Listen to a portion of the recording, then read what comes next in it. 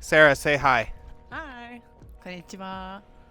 So we are in Chicago. This is my cousin Sarah. We are walking to the farmer's market right now. But I have a great opportunity to share with you all because Sarah also lived in Japan for how many years? 6.5 years. 6.5 years. That's longer than I did. So what brought you there in the first place? So I moved there right after college. I just got an English teaching job, teaching in Utsunomiya, Japan. I just always been interested in Japan. I read manga growing up. I took Japanese in college at Seton Hall. And I just decided it was time. I didn't own a house. I wasn't dating anyone, so there's nothing holding me down to the U.S. specifically. So I was like, let's do it. Let's go. Thought it would be 1 year. It turned out being 6.5.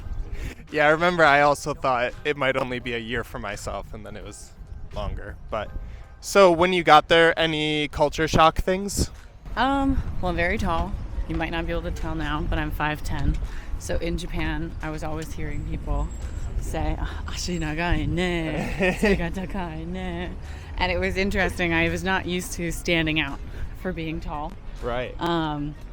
Everything was just much cleaner. Like, I grew up living near Chicago, which is a really fun city, a great city, but everything was very clean, organized to a degree that I wasn't super used to, and it was nice. It was a nice surprise. Honestly, one of the things that surprised me the most was seeing all the school uniforms. Like, in America, in public schools, kids don't wear school uniforms, only in private schools. So seeing that every school had a very similar uniform and everyone wore it all the time was really different. Yeah. And also business wear, for salarymen, salarywomen, also very similar to a uniform. So there's a lot of uniformity going on. Yeah, we don't have that as much here. Most schools are just wear whatever you want. I think I was kind of expecting that, so it didn't shock me as much. But so what are some things you really liked about living there? Like I mentioned, everything being clean and safe was really nice, especially as a woman. There were only a couple of times where I felt unsafe in Japan, whereas in America, you do have to be careful depending on where you live, have common sense. Loved public transportation. It was so effective and efficient. I really love hiking, so being so close to mountains and places to go outdoors was just really, really nice. Food, obviously. You can't beat food in Japan. It's delicious. And I'm not vegetarian, so that was pretty easy to navigate. Right. I know some people who are vegan or vegetarian, it could be more difficult to find food in Japan. For sure, yeah. But I did not have that struggle, so that was nice. What are some of your favorites, and if you have one, your number one favorite Japanese food? Okay, so it's such a broken college student meal, but TKG, Tamago Kake Gohan. TKG, I've never heard that before. No? I mean, I've heard Tamago Kake Gohan, but I've never heard it abbreviated. Yeah, TKG. TKG. One of my students told me about it. They were like, yeah, when I was in college and I didn't have a lot of money, I would just make this. Have you ever heard of it? And I was like, no. And I used to live in Okayama as well after Utsunomiya. And there was a restaurant totally dedicated to TKG, and you could try all the different kinds, which was a lot of fun. And then one random festival food that you can't find everywhere that I really loved was hashiyaki, or okonomiyaki, that was on chopsticks, just kind of wrapped around it. Whoa. I only saw it a handful of times, but loved that. That was in Okayama. It was during Sakura season. We were just out at a festival at Okayama Castle, and they had it on the street. I saw it 2 other times, but I don't remember where I saw it specifically. Wow. That sounds amazing. I want to try that if I ever get a chance. And of course, I lived in Utsunomiya first, so gyoza is pretty high on the list for me. So that gyoza that's like a chicken wing stuffed with gyoza filling, yum. I'd say that's probably my number one. Remind me, what prefecture is Utsunomiya? It's in Tochigi. Oh, okay. So Utsunomiya is known for gyoza. I think Hamamatsu, is also known for gyoza.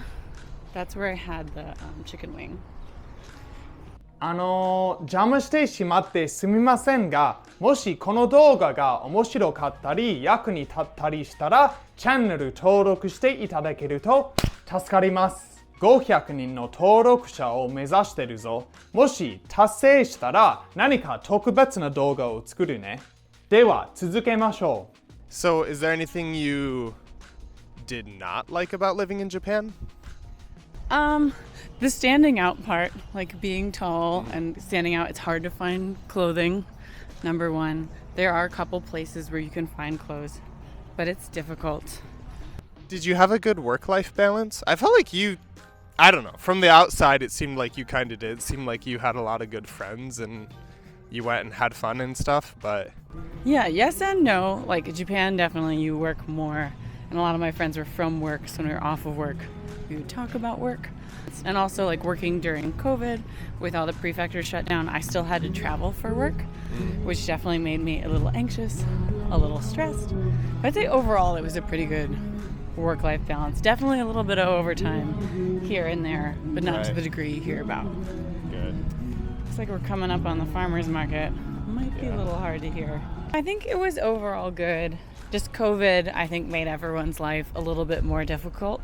So I was definitely working a lot more and traveling a lot more when I didn't want to be during COVID. Yeah. But that's not necessarily anyone's fault. Everyone just did what they could. But I did feel a little bit safer in Japan with COVID because I think people were a little more respectful about wearing masks, washing hands, public, distancing. So I actually felt a little more safe in Japan during that time than I think I would have in America.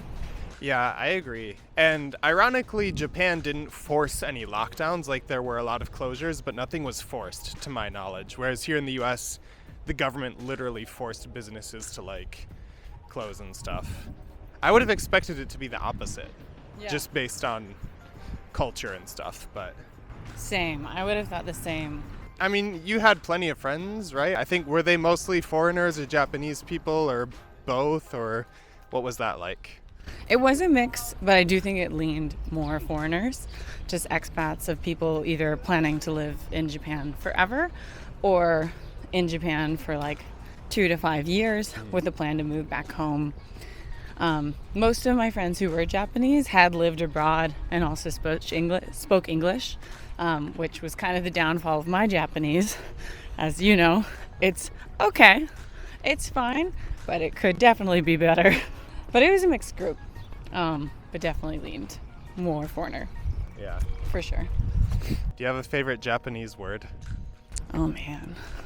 It's another acronym. KY. Kukiyomenai.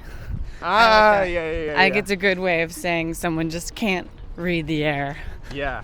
I love that phrase too, yeah. It's so good. It's not necessarily mean, it's just recognizing something we can all see, except for that person. Right, yeah. Yeah.